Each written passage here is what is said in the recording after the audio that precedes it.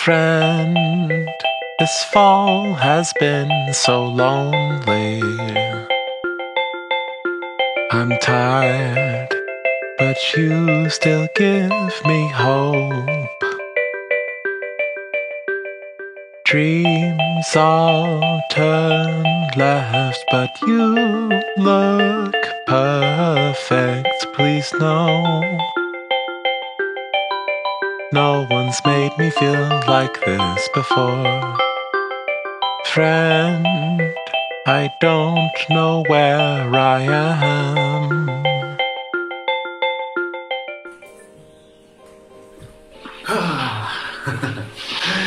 Hai semuanya, apa kabar nih kalian semua? Udah hampir berapa bulan ya gue gak bikin video baru? Ya karena kesibukan dan juga satu dan lain hal, jadi gue agak sedikit jarang upload video. Tapi gue akan berusaha untuk ngupload terus nih dan memberikan kalian informasi-informasi yang gue bisa bagikan sama kalian semua. Sebelumnya juga mungkin kalian taunya channel ini namanya Wonderize dulunya. Dan sekarang kenapa berubah nama jadi The Island Production gitu kan?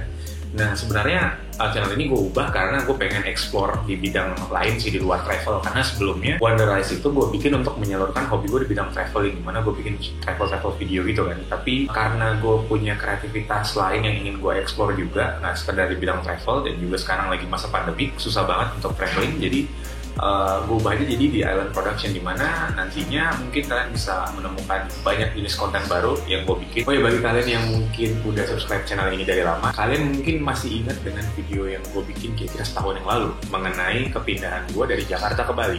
Mengenai alasan gue kenapa sih gue pindah dari Jakarta ke Bali, kalian bisa lihat videonya di link yang ada di sini. Dimana video tadi itu gue bikin hampir kira-kira setahun yang lalu, dan sudah setahun lebih gue tinggal di Bali.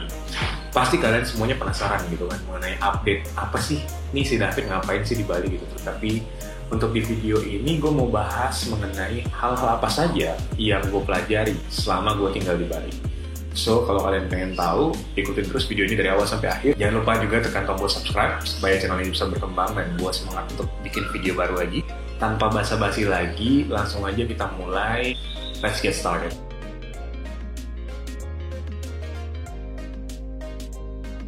Yang pertama, kalian pasti sering banget dengar yang namanya kalau tinggal di Bali itu artinya banyak libur. Bali adalah singkatan dari banyak libur. Padahal kenyataannya nggak kayak gitu. Kita tahu bahwa roda penggerak perekonomian terbesar di Bali adalah industri pariwisata. Dimana kalau kalian bekerja di industri tersebut, kalian akan bekerja selama 7 hari seminggu. Boro-boro kalian bisa libur saat tanggal merah, justru pada saat hari libur, kalian berada pada fase paling sibuk. Jadi kalian pasti akan bekerja dalam sistem shift, di mana kalian belum tentu libur ketika weekend. Kalian bisa jadi libur di hari Senin atau Selasa, dan Sabtu Minggunya kalian tetap masuk kerja. Dan juga faktanya, sebagian besar industri pariwisata itu nggak menerapkan 5 hari kerja dan 2 hari libur, tapi 6 hari kerja dan 1 hari libur. Jadi bukannya malah banyak libur, tapi kalian justru lebih banyak kerja. Yang kedua, anggapan kalau Bali itu sama dengan banyak libur pasti datang dari anggapan bahwa kalender yang ada di Bali itu berbeda sama kalender yang digunakan di daerah-daerah lain di Indonesia. Memang benar, di Bali menggunakan kalender tahun Saka, di mana banyak banget hari raya agama Hindu. Ya, kalau di kalender nasional itu bukan tanggal merah, tapi di Bali itu menjadi tanggal merah karena umat Hindu harus upacara di hari tersebut. Bagi umat Hindu yang berada di Bali, hari-hari tersebut mereka memang tidak bekerja, tapi mereka akan melakukan upacara adat yang bahkan kadang lebih melelahkan daripada kalian harus bekerja. Tapi bagi umat non-Hindu yang tidak melaksanakan upacara tersebut, ya kalian juga nggak libur juga gitu. Kalian tetap masuk juga dan melaksanakan pekerjaan seperti hari-hari seperti biasa. Bahkan mungkin kalian harus bekerja lebih ekstra karena harus mengcover partner kalian yang sedang melakukan upacara tersebut. Dimana nantinya mereka juga akan mengcover bagi umat non-Hindu yang sedang merayakan hari besar keagamaannya mereka. Jadinya boro-boro banyak libur, tapi justru kalian akan lebih banyak kerjanya dibanding kalian liburnya.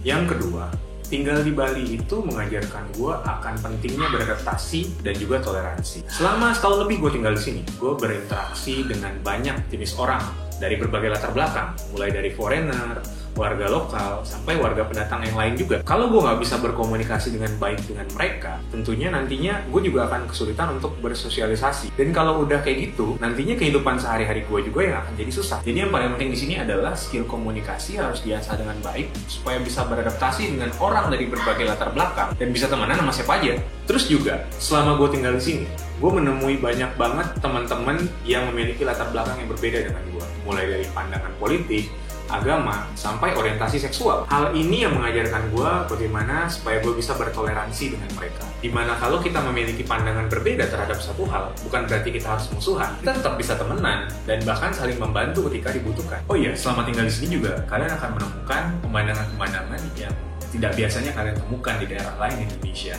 Mungkin juga ada pandangan kalian terhadap satu hal yang sebelumnya kalian mengira itu sangat buruk atau mengerikan. Tapi ketika kalian tinggal di Bali, kalian akan mengetahui kalau sebenarnya hal-hal tersebut tidak seburuk itu dan tidak semengerikan itu.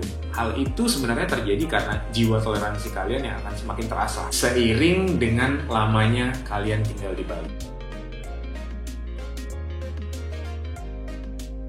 Yang terakhir, gue mau ngasih tahu sama kalian kalau tinggal di Bali dan liburan di Bali itu adalah dua hal yang totally berbeda. Pasti kalian mikirnya tinggal di Bali itu enak, bisa senang-senang terus, karena kalian kepikiran masa-masa di mana kalian lagi liburan ke Bali. Bahkan kalian punya budget khusus yang akan kalian habisin buat jalan-jalan, makan di restoran-restoran lucu, ataupun party tiap malam. Kalau kalian tinggal di Bali, kalian nggak bisa ngelakuin hal tersebut, dimana pikiran kalian itu pasti terbagi. Kalian harus mikirin di sini mau ngerjain apa, mau bisnis apa. Nggak bisa juga senang-senang terus-terusan. Ada tanggung jawab yang harus kalian lakukan. Dan juga pastinya banyak banget masalah-masalah yang akan kalian temuin, yang sebelumnya ketika kalian liburan ke Bali, kalian nggak pernah tahu kalau ternyata masalah tersebut ada. Gue punya beberapa temen yang pindah ke Bali dari daerah asal mereka, ada yang dari Jakarta, ada yang dari Bandung, Surabaya.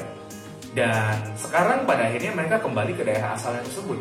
Karena menurut mereka, tinggal di Bali itu tidak seperti ekspektasi mereka. Di sini gue mau garis bawahi bahwa tinggal di Bali itu sebenarnya sama aja kayak tinggal di daerah-daerah lain. Kalau kalian kerja, ya kalian akan menemui permasalahan yang sama dengan yang kalian temui di daerah kalian sekarang. Kalau kalian bisnis, kalian akan menemui tantangan-tantangan bisnis yang kurang lebih sama yang kalian temuin juga ketika kalian berada di tempat kalian sekarang. Jadi yang paling penting menurut gue adalah kalian harus memanage ekspektasi kalian supaya kalian tidak kecewa di kemudian hari.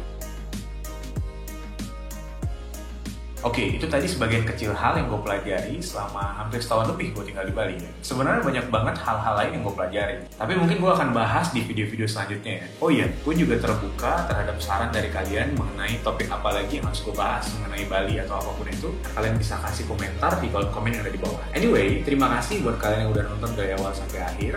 Jangan lupa kalau kalian nonton video ini dari rekomendasi YouTube, kalian bisa klik subscribe. Dan kalian juga bisa like atau share ke teman-teman kalian yang mungkin kalian rasa relate dengan topik yang gue bahas. Sampai ketemu di video-video selanjutnya dan we will catch you later.